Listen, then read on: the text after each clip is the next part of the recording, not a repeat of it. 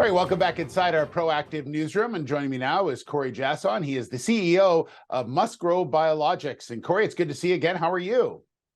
I'm very well, thank you. How are you doing?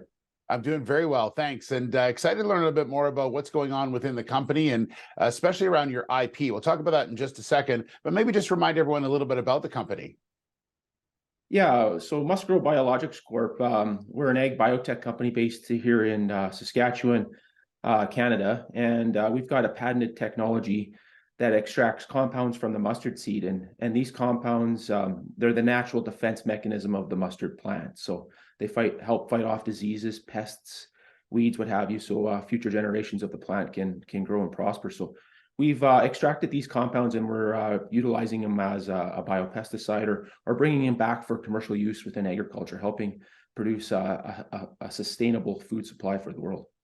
And Corey, you're talking about a problem that is all over the world. I mean, it's literally, you're in Saskatchewan, so obviously you're well familiar with it. But that's just one part of the world, and there is a lot of places that are suffering with this kind of pesticide problem. Yeah, I mean, we've got a growing population throughout the world, and regulators and consumers are wanting to utilize safer products to help grow the food that we're going to need to feed a growing population. So how are farmers going to grow crops in the future when some of the chemicals that they've used in the past to fight diseases or pests to help maximize yields, when those chemicals are being removed from the market or being asked to have lower application rates or whatever for those particular chemistries, how are farmers going to grow these crops? And what we're bringing is a sustainable, natural, organic technology. It's one that you eat when you have mustard. So we're bringing that to the market and hope to have that in the market soon.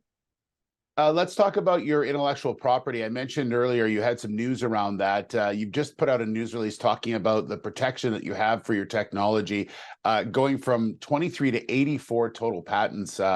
And how many of those are issued in total?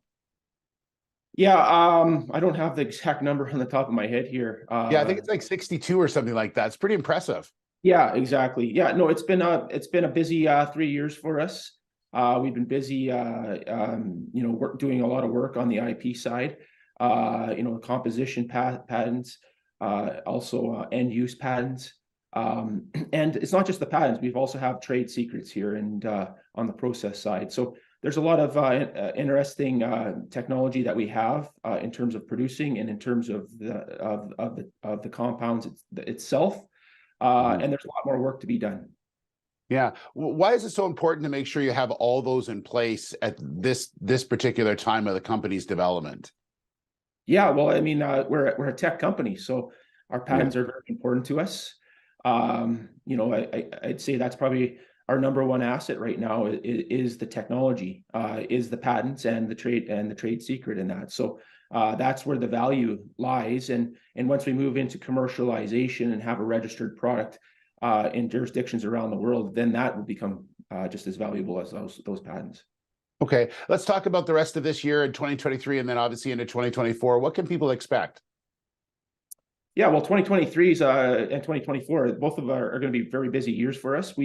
We've done a lot of work. We've got great partners with us throughout the world. Sumitomo in the Americas, Bayer, for instance, in the rest of the world. That's on the pre-plant soil treatment side, and then Giasson on the post-harvest side.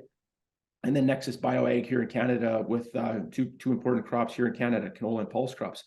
These partners are doing a lot of research for us. They're doing the field trials. They're looking at the technology, working with it, seeing how it potentially could fit into various jurisdictions around the world. That work has been going on here for the last 2 years. We're now starting to move more towards the commercialization side of things. With successful trials, now it's starting to look at getting the product into the market, getting it registered, and then coming up with commercial agreements in particular jurisdictions with partners to help us get that product into the market. On the home front here with MustGrow, we are also analyzing how to produce it and where to produce it so that when a product is registered, hopefully within the next year or two, we'll be ready to hit the ground running with a product to get into the market right away. Wow, sounds pretty busy for sure. Corey, thank you so much. Great to check in with you and get an update, and look forward to talking again real soon. Great. Thanks, Steve. All right, there's Corey Giasson, the CEO of MustGrow Biologics.